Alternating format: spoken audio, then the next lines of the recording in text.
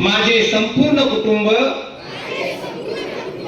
गाव 26 जानेवारी 2027 पर्यंत साक्षर करेल। मी स्वतः असाक्षर राहणार नाही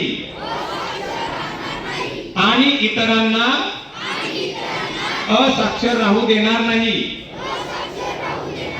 मी माझ्या कुटुंबातील सदस्य शिकवण्यासाठी प्रयत्न करेन। मी किमान 2 असाक्षर व्यक्ती साक्षर करण्यासाठी, मुलगा असो वा मुलगी, स्त्री असो वा पुरुष, सर्वांना यासाठी मी प्रयत्नशील राहीन। राज्याचे गाठण्यासाठी